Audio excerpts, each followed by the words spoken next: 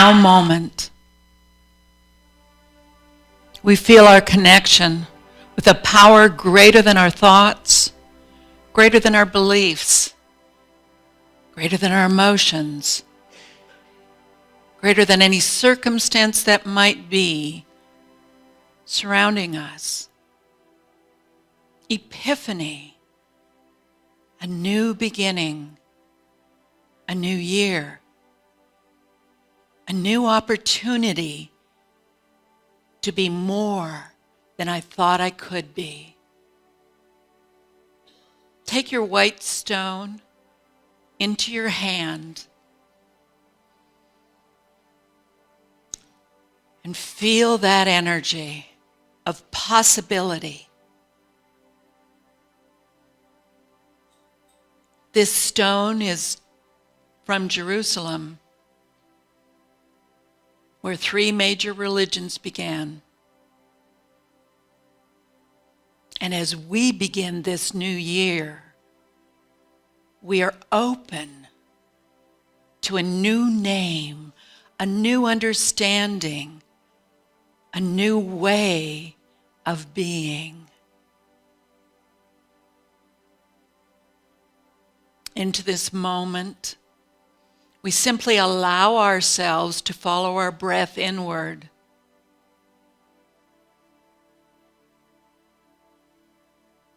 We open our heart.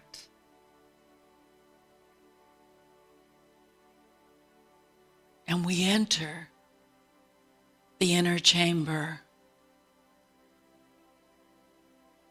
the place where we can hear our soul's desire.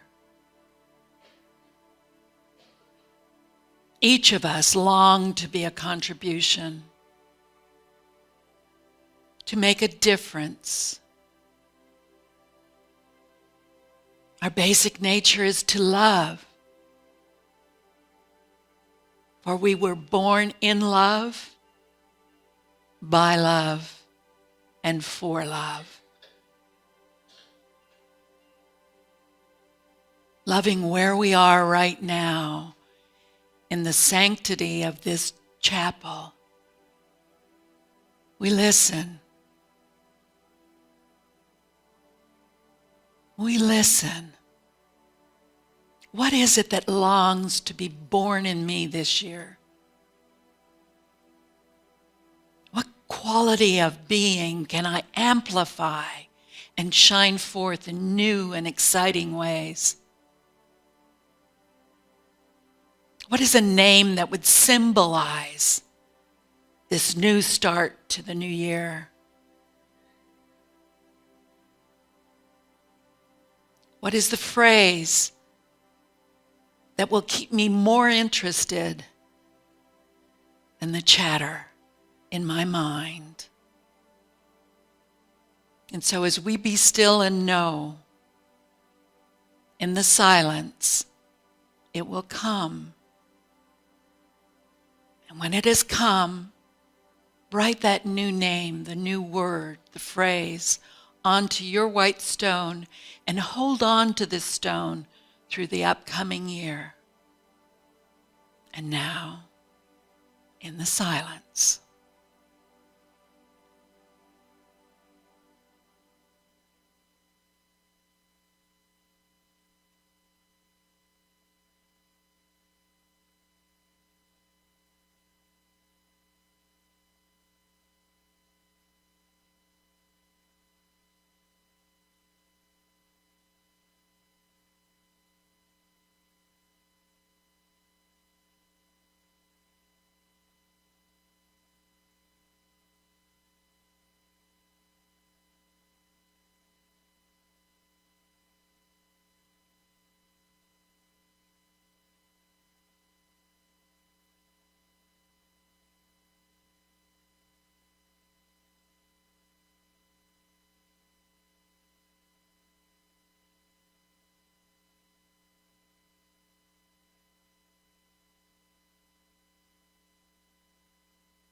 I want to laugh more often.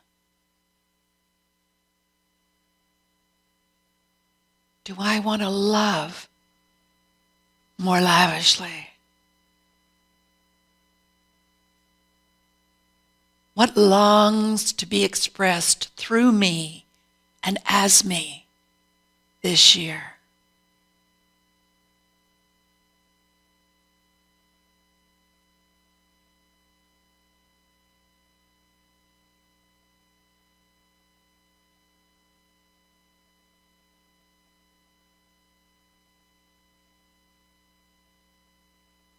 In the energy of this sanctuary we call home,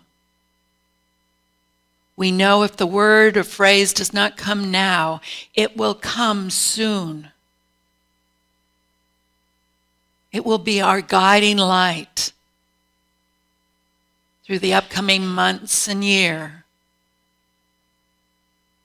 It will give us purpose and direction for our behavior.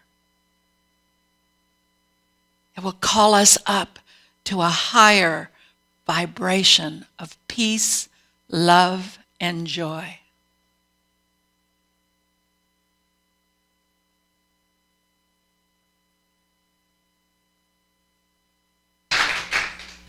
Thank you very much. That had a sense of peace and respect and kindness to it that was honoring. Thank you for sharing that with us. So I'm back.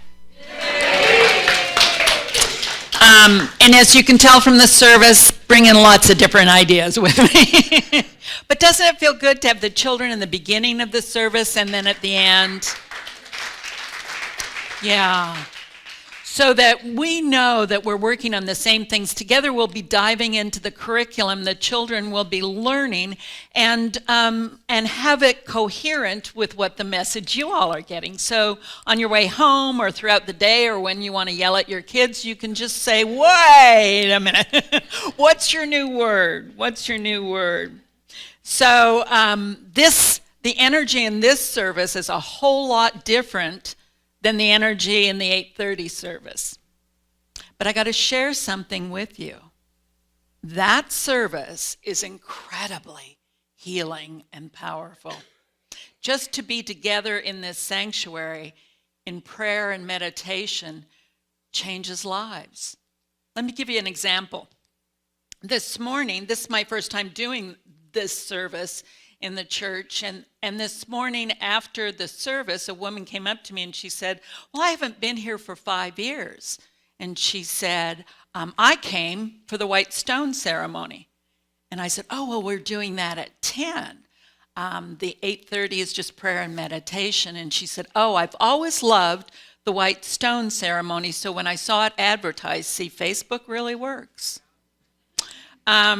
I decided I wanted to come back and see what was going on at Unity of Madison again. So I said, well, how about you and I go up to my office and we'll do a white stone ceremony together. Do you know what happened? We picked the same name. I kid you not. I kid you not. It was like one of those epiphany moments where you go, all right. See, the presence of the Lord is here among us and in us every step of our way. So also, I'm having a little issues with my knee, and the pain was gone. So whether or not there's a direct correlation, I don't really care, but I know the power of prayer. I'm believing that. And so I want to make a shout out to all of you who might have been considering being a prayer chaplain, to be a part of that cornerstone of this church as we go forward into the new year. There will be an orientation and then a training. Dates have yet to be, is it the 20th? Okay. Fabulous. This is a year-long commitment, and the prayer chaplains hold the consciousness that is drawing our new minister to us. I'm in it with you guys. We're co-creating the space to draw to us, because I'm now a part of your family. The next person to lead us forward. Because where God is, we're always expanding in our awareness. So we're studying the 4 agreements this week. No, this month. We're not just this week. We're doing it this month. That would be a little too much to cram in, Carla, the 4 agreements in one service. But our agreement today is being impeccable with your word. Did you read it? So what was your overall takeaway from being impeccable with your word? Integrity. And integrity means wholeness. So it means knowing within us we are in integrity by the power of our word, the words that we speak. I wanted to read to you this page in the book because to me it says it all. Being impeccable with your word is the correct use of your energy. Being impeccable with your word is the right use of your energy. It means to use your energy in the direction of truth and love for yourself. Aren't we hard on ourselves? Remember, I promised you that this wasn't about being perfect, our time together. This is about being consistent with our practices. Not trying to show off or prove how perfect we are, but to be more than we thought we could be together. Sound like a good game plan? Yeah. If you make an agreement with yourself to be impeccable with your word, just that intention, the truth will manifest through you and clean all the emotional poison that exists within you. Ready to do it? Okay. Making this agreement is difficult because we have learned to do the exact opposite, haven't we? So being impeccable with our word. That means that we just can't use our words casually. It means that we really have to listen to the words we're using to ourselves and to others.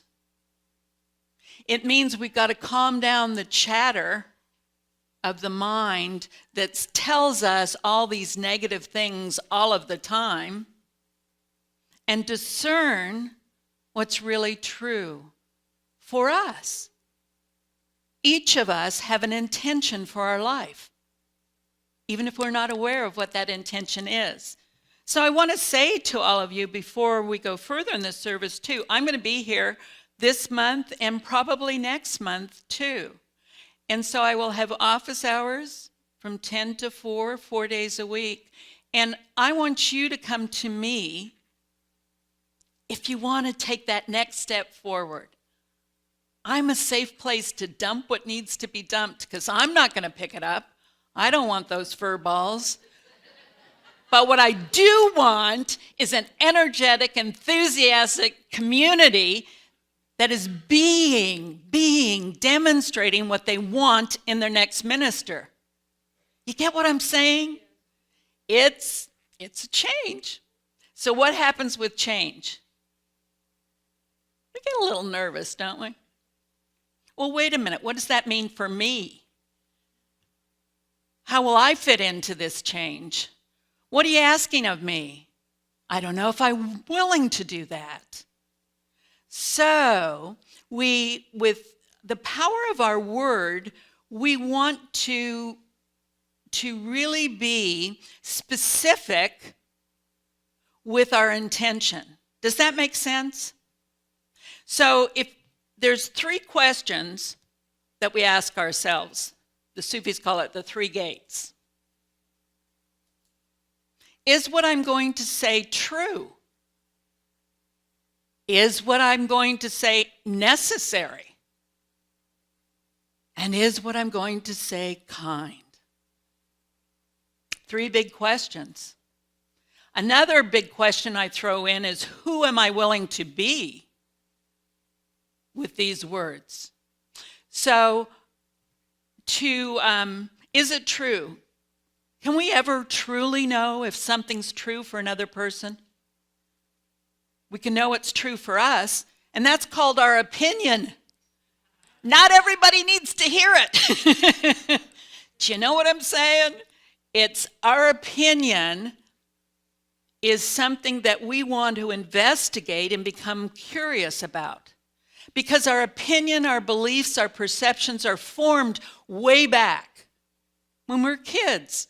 And the world said to us, this is the dream I have for you. You go live my dream. Whether it's the dream of your parents, the dreams of your spouse, your family, who you are at work, all those things are illusions. What is the truth is what dwells within you, which is longing to get expressed more. So is it true? Lots of times, you ever said something that wasn't true? You found out later? We don't set out to lie. We really think we're righteously right. That my opinion is the one that matters. My grandson always says to me, Nan, you're not the boss of everything. I go, I'm not? And then, is it necessary? Will it make a difference? So, is it helpful? Can you think of a word that you might use that would be necessary and helpful in a time of conflict? What about generosity? Am I willing to be generous in this time of conflict? Am I willing to be in that place of peace and possibility, even though it looks anything but that right now? We see evidence of that in the outer world all the time, don't we? With our government shut down and all the different things going on around us that we can awfulize, but that isn't helpful. That isn't necessary. It's energy that we are releasing with negative words and thoughts that is causing the fear that we're all immersed in right now. I mean, race consciousness affects us, but we also affect it. So that's why I say to you, whatever you long for in the next minister, embody those qualities now.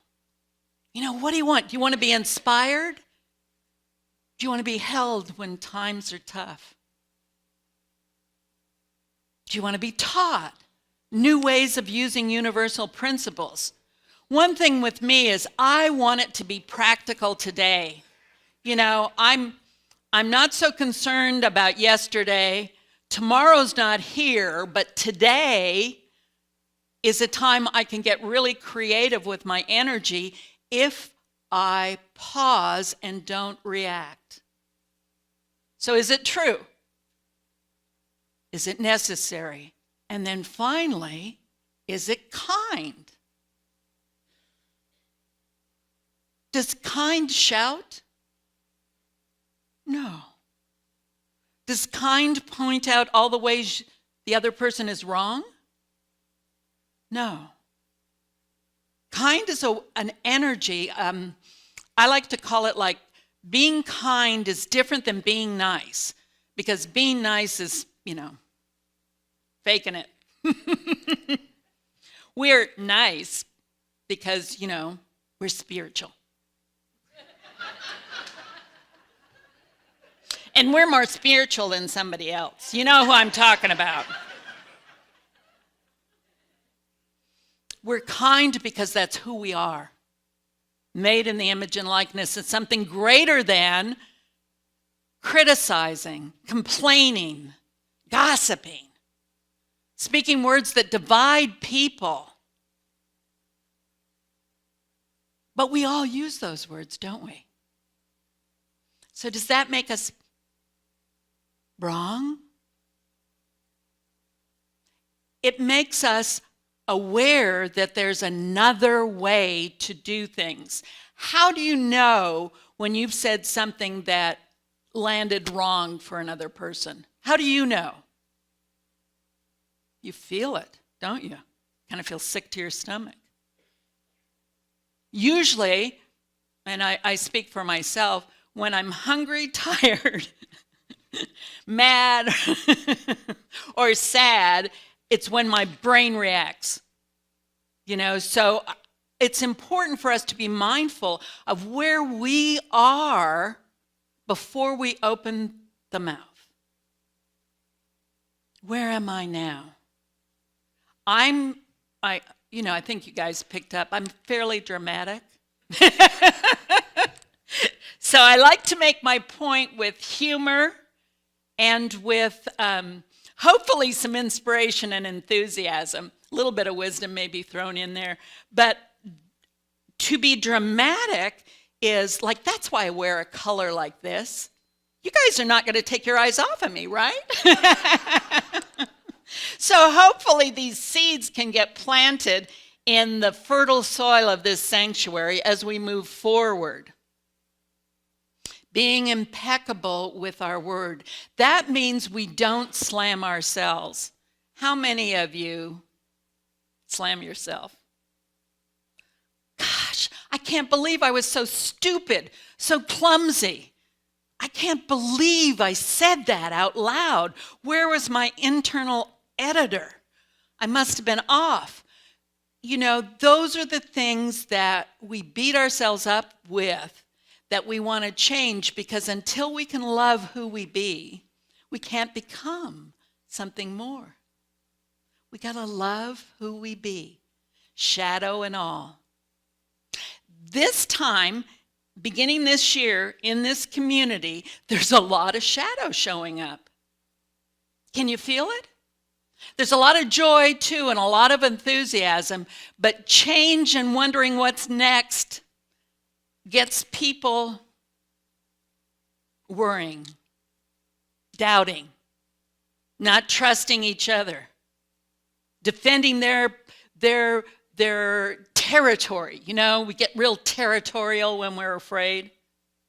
So what we need to do is to honor the fear, but call forth the love even stronger, to wrap our arms around each other and say, let's not say that. Let's take it to a higher level. I always think of Michelle Obama when I think of that, And what a perfect example of grace she is, and still is, that we can always take it higher. That's what we want. We want to be taken higher.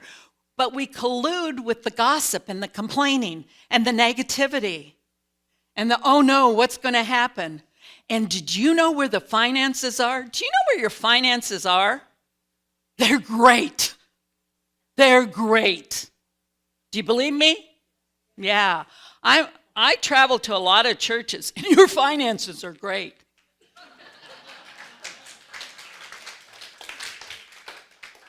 In fact, lots of things are great here. But it is kind of, scary wondering who's next. Well, what if I don't like them? Well, get over yourself.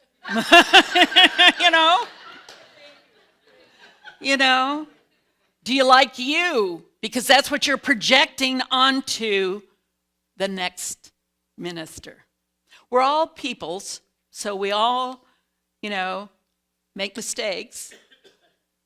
But in metaphysical reality, there are no mistakes. And we want to remember that when we get caught up in the world, rather than remembering that we're of it. We're not in it. We are not hooked in the fog of believing old ideas, old thought patterns, old perceptions. I was thinking the other day as my knee God bless it. It's working just great. But anyway, if you've got an inflamed joint, I know exactly what you need to do. Do you know what it is? You rest, you ice it, you compress it, and you elevate it. Got it? Do you know that works if you do it? Oh my God. Oh my God. All these years of telling people what to do, how about I do it myself? So my promise is to each and every one of you, I promise I'll be working right along with you. Will I sometimes use words that might not be appropriate? Sure. But you'll remind me, right? We're working together. This is a team approach. This is called co-creation. Nobody has your answers, but together there's innate wisdom that will carry you forward. And that's what we're going to draw out. That's what we're going to be modeling. So the next minister, I belong there. Those are my peeps. I mean, really, you guys, you're awesome. I felt the connection with your energy right away. So we want to get it moving in the right direction. And gossip doesn't help. It really doesn't. It's toxic energy for your body, for your mind, for your life. Do you know what somebody says, well, I'm not defensive. You ever had anybody say that? No, you're being defensive. You're taking this the wrong way. No, energy is felt. Energy vibrates out. The highest energy is that unconditional, positive regard. It means that in the midst of conflict, we can find that place within us where we know there's a possibility we can find more that will lift us up. Because that's how we're wired. When we are wired, when we think we're wired to get what we want, that's called stinking thinking. You know? Sometimes with visioning and visualization, we get caught up in, well, what do I want? Start with why you want it. Why would you want that? What would you do with it? How would you make a difference with that quality of being? You know, it's not about wanting. It's about giving. So everybody, I hope, got a piece of paper when they came in today. And I wonder where I put my piece of paper. I said, not perfectly. Okay. They ran out for me? For some people. Okay, if we ran out for some people, that's a good sign. We'll make more, okay? But at the end of each lesson, I want us, those who feel led to, I want us to sign an agreement together. This is the promise we're making to ourselves and to the community.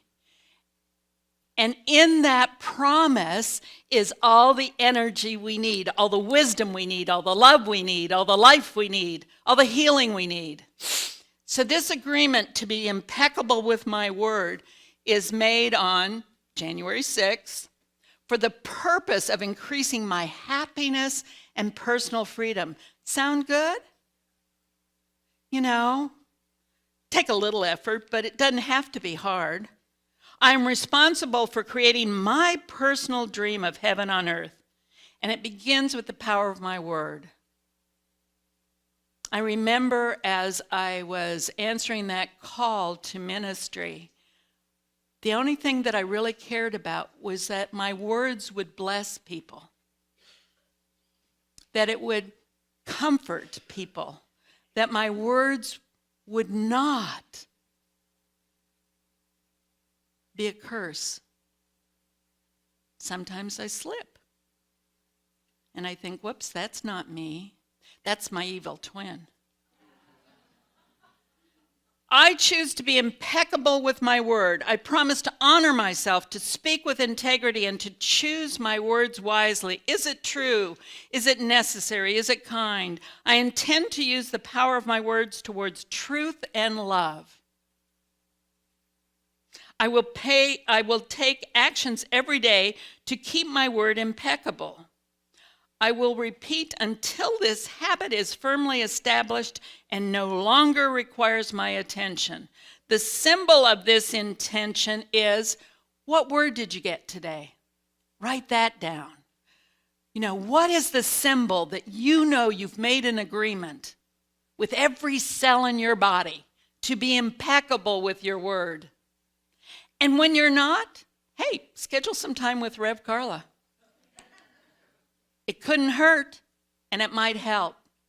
Because I'm about the possibilities. I'm about knowing that dreams come true.